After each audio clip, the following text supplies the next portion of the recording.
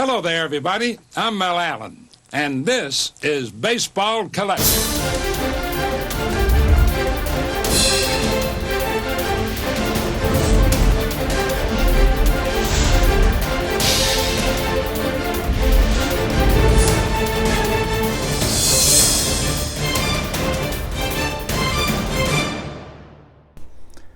Yo and hello everybody, Mike here, Baseball Collector, and it's Friday morning. It's another weekend is here. We are 5 days away from Christmas, so it's just a busy, crazy season, probably for everybody, getting last minute gifts and all sorts of fun stuff. Family coming in, you get to deal with eating a lot and all that good fun stuff. So, man, I got a lot to cover in this video. First and foremost, I was going to shoot this video last night, but I went to see Star Wars Rise of Skywalker last night, and I got home so late, I was just like, ugh, I'm so tired. I did get my REA package in yesterday from those auctions. I'm going to show that stuff off. I got some eBay purchases. Man, Rise of Skywalker was awesome. I don't want to make any spoilers for anyone, because if you're a Star Wars fan, you just need to go see it and watch the conclusion of the Skywalker saga. I thought it was really well done. Certainly a little bit cheesy and formulaic, but other than that, it was everything you would want the ending of this, 42-year story to end. It was good, well done. So I know Eric, those back pages, went and saw it last night, and I'm sure a bunch of you did, and love to hear comments, what you thought about the movie down below. The second thing I want to cover before we get into some stuff is my video that I did the other day, my frustrations and observations, and the response to that video was incredible, quite frankly.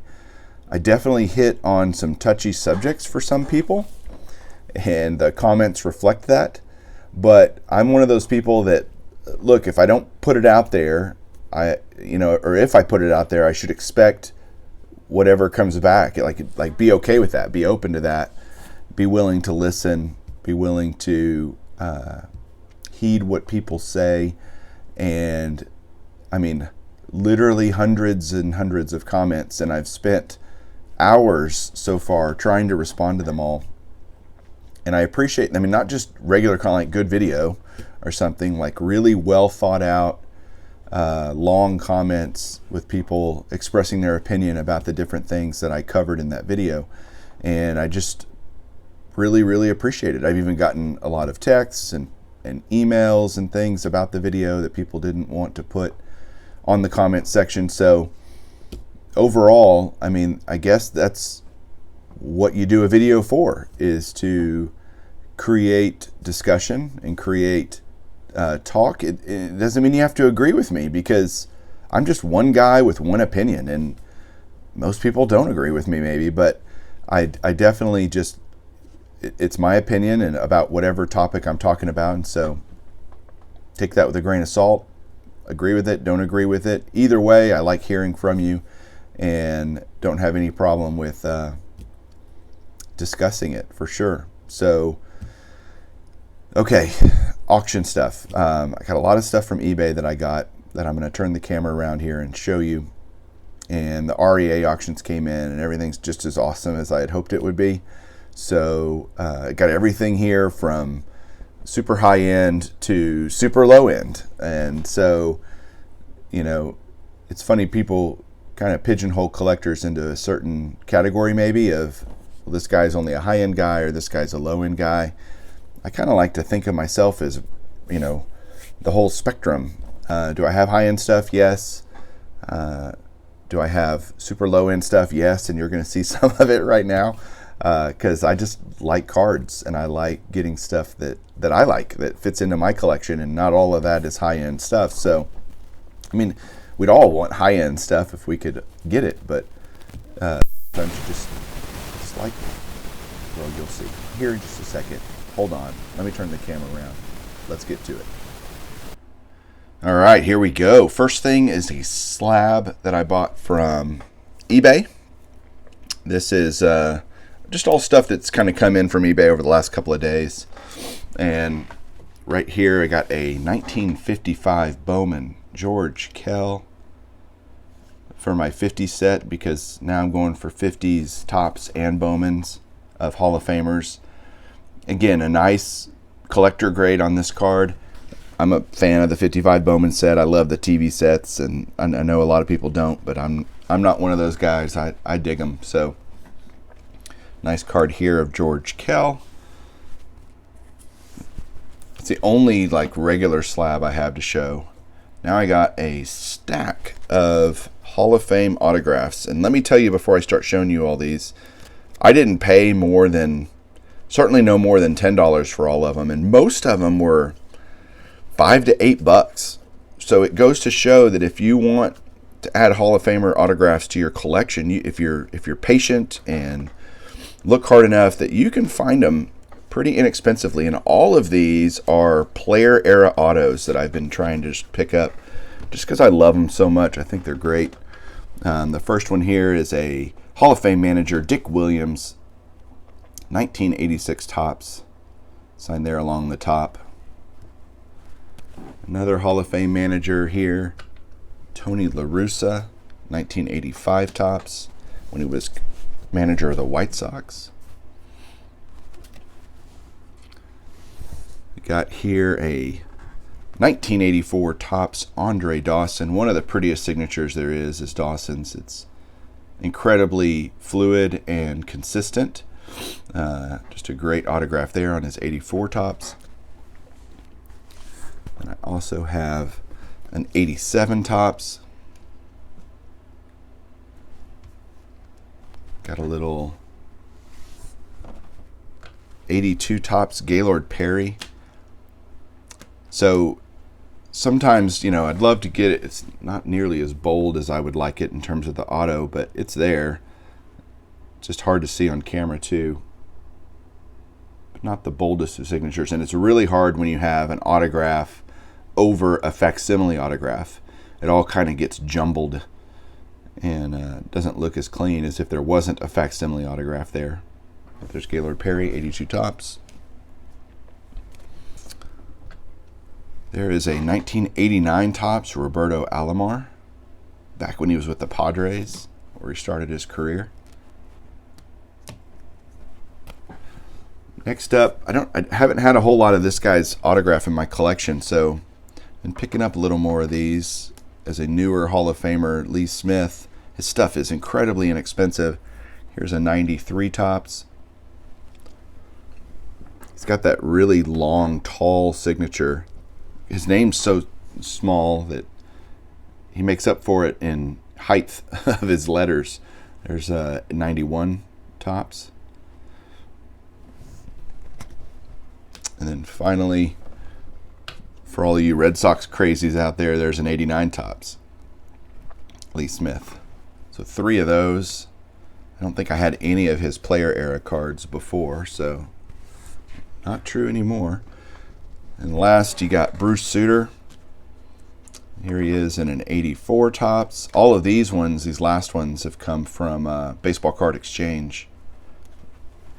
Great seller at the National for sure. One of those places you have to go at the National is to Baseball Card Exchange every day, because they have deals of the day and they're just fantastic. Usually you can find some really cool stuff at really great prices. Here's another Bruce Sutter, 82 tops. And then the last one fits several holes. Mainly it's a Diamond King that I needed, and I'm really cranking on these Diamond Kings. Just love Dick Perez art, and so trying to get all the cards of picturing Hall of Famers on a Dick Perez type card, whether it be postcards, Hall of Fame postcards, or Diamond Kings, etc. There's a lot of cool ways to mix those two loves together, and here's the Bruce Sutter and 84 Donruss Diamond Kings. All right, now we're going to move on to the REA stuff. 4 different items that I got from REA. I was watching probably 20 different things, but again, you can't bid on everything, so I had to be selective. And there's a story behind this one. So the first one here is this Hugh Duffy autograph. If you watch my channel, you might say, well, didn't you just get a Hugh Duffy autograph a couple of weeks ago? And my answer would be, yes, I did, in another auction house win. So several factors as to why I bought this one. And it's a really good story. Number one, this one is actually slabbed and graded. And you might say, well, why does that matter? And it's because I am a set registry junkie, admittedly so. And so I do a Hall of Fame autograph set registry on the PSA DNA side. And so you have to have the grade or the autograph graded in order for it to count. The Hugh Duffy I got a few weeks ago had a full letter of certification from JSA, but it was not PSA graded. And so I saw this one. I was able to pick this one up, slabbed and graded for about the same price that I picked up the other one. And then I thought, well, I don't really need two as much as I'd like to have two. It's like, I know someone that would really love my other one. And so I contacted Stefan, who is Sports Card Dad, and his dad, who is Jim, Beantown 62, huge Red Sox guy. When I bought the first Hugh Duffy, he and I talked on the phone. He was like, man, I love that thing. And he seemed to really dig it and needed it for his Red Sox autograph collection, Hall of Famers. And so little did he know I had already bought this one, or was planning on buying this one and figuring out a way to get him the other Hugh Duffy, because he had commented on my original video when I got the first one that how much he loved it and everything. And so Sports Card Dad, Stefan came. He actually drove up here to pick it up, and he and I went and played some golf and had a great time with that. I have video from that. I'm trying to decide how to incorporate it into another video, but he and I went and played golf, and he bought my other Hugh Duffy for his dad as a gift, and then he took it out to Abilene, Texas, which is about 3.5 hours away, and dropped it off for his dad and made him do a little scavenger hunt. His dad did a video about it and all that. It's really cool. You should go check it out. Beantown 62 is his channel. And so that's why I have another Hugh Duffy. This one's less clean. We got definitely some ink marks here and some other things going on. It does say Red Sox Scout. The other one I had said Boston Red Sox. But in reality, I'm not that concerned about it. I'm just glad to have one. He's definitely a tougher autograph to get, but I was able to get one that more fits my collection and help out another collector. So get something they really want, and super cool interaction, super cool way that all that went down. So really happy about that. The second item I got is this guy right here, Tris Speaker, and incredibly clean autograph. Love his signature, Tris Speaker's signature. It's very elegant looking to me. This one's also a near mint 8, and I had a Tris Speaker on a kind of multi-sign piece, and I needed one. I wanted to get one, I should say. I don't need any of this, but I wanted to get one that was single signed and had a grade, and this fit perfectly into that idea. It's a government postcard, and on the back it's dated December 18th, 1945. So very, very cool. Sent to Walter Danaby in Brockton, Mass. So I love it when they're dated, when you have some kind of historical perspective to add to the item other than just some signature. I know Bill, the Hall of Fame collector, loves that too. So there's a Tris Speaker for you. Very nice. All right. This is definitely the most expensive of the single signed autos that I got. This is a Mel Ott. Mel Ott, one of the all-time greats for the New York Giants. Over 500 home runs in his career. Excuse me. Just an amazing ball player, amazing career. Again, I already had a Mel Ott. This was an upgrade for me. The Mel Ott that I have is a cutout of a newspaper article with his picture, and it's signed, but it's only like a PSA 6 autograph. This was much cleaner. To me, it's also funny, like, how is this only a 9? Like, what's wrong with this auto that it wouldn't be a Gem Mint 10? But again, they didn't ask me, so still happy to get it. Love it. Again, it's already slabbed, it's graded, all of those things that I look for. This beautiful Mel Ott autograph. All right, I got to get a different angle for the camera here to show the last item. So here we go. Don't miss it.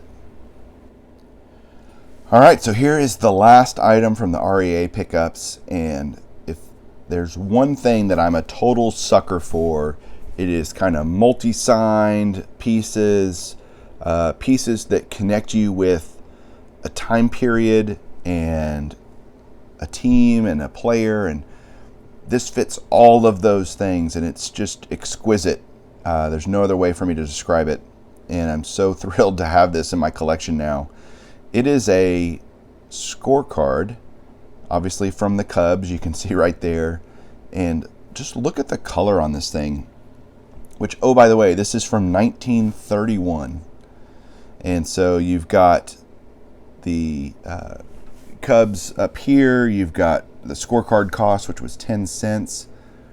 I love Follow the Cubs at Home and Abroad with James Crusenberry. I think he was maybe a writer or something for the Daily News. And you've got a little picture, and this is a scorecard. And so it says right here, you can see it in pencil, July 23rd, 31. And I'm going to make a point that maybe I don't think this is from July 23rd, 1931. And I can do that by opening up the inside. Let me do that real quick. So it's just a fold out. And on the inside here, it's going to be hard to see this. I'll maybe move it up like this. So on the inside, you've got these great advertising panels. And then you've got, obviously, a beautifully preserved blank scorecard. And you can see down here at the bottom who the Cubs were playing, and it's Boston. So the Boston Braves, who were the National League team from Boston back in the 30s. They had the very first guy there, number 1, Moranville, is Rabbit Moranville. He's a Hall of Famer. You got guys like Wally Berger on this team. And so the reason I think it's not from July 23rd is they didn't play the Boston Braves until later that week. They played a series with the Braves just later that, or a few days later after the 23rd, like the 25th through the 28th or something like that. And so I don't know if the person who actually wrote the date was just confused or couldn't remember, but look at the Cubs lineup back then. It's really impressive. You've got Kiki Kyler batting third in center field, Hall of Famer. You've got Rogers Hornsby playing third base, batting seventh. Riggs Stevenson's down there, Charlie Graham, and then lastly you've got Gabby Hartnett down below as the catcher, and he is a Hall of Famer as well. What's cool is you can call, I love the call your color thing. If you see basically a guy walking around with a certain colored cap, it would indicate what he was selling, whether it's peanuts or popcorn or lemonade, ice cream, you name it. They had different caps to wear. Very ingenious. You've got the umpires over here, and that's really cool. Pitchers listed over here for each of the teams with their numbers and the catchers, so you can know who the battery was. You got the National League guys over here on the left listed. And so what a cool piece of history, just this alone. If you just had the scorecard, that would be pretty neat. But on the back of the scorecard is this right here. And so this is why I really, really bought this item, was for this. There's a total of 5 signatures on the back of this. Forget about the cool Blue Valley butter advertisement and the Prima Special. So awesome. That's the advertising and all of that. but the autographs are what did it for me. So you've got a couple of guys here that I'm going to talk about. Up at the top right is Bob Smith, who was a pitcher for the Cubs. And it really does help you date the item, because you have to go, all right, when did all of these players play for the Cubs?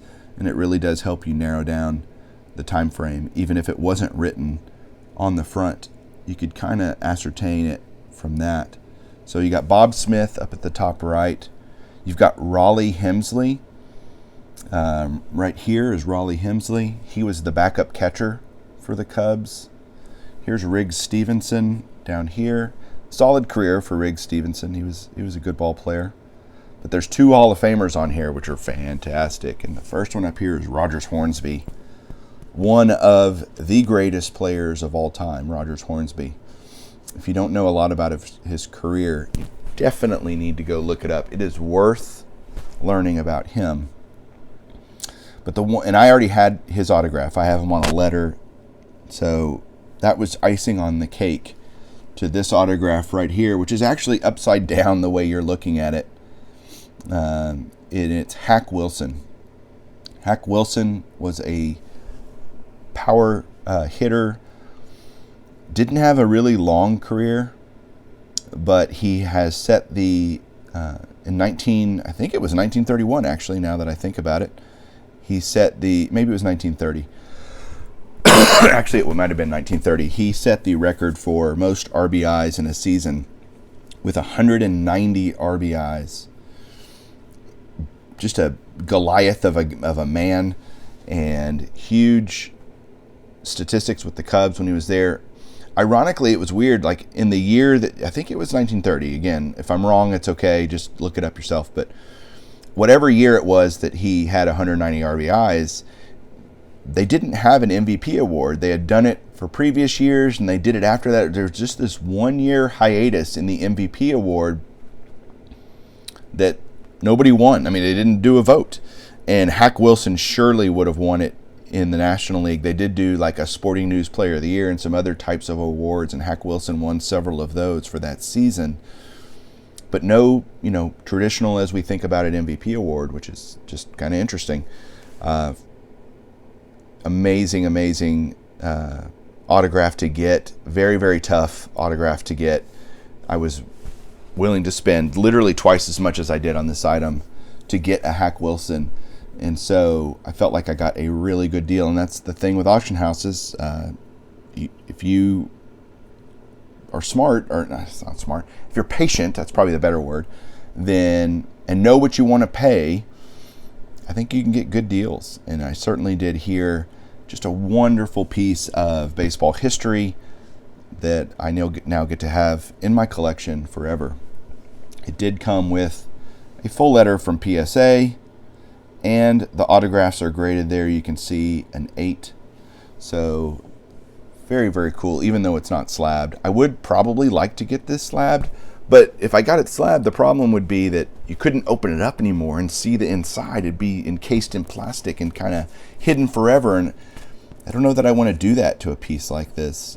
It's just too cool to tell the whole story about it. So there you go, guys. There's my pickups. I know this was a long video about this and other items, but I just had a lot to show and a lot to talk about. Thanks for sticking with me. Have a great weekend. Merry Christmas. Keep collecting.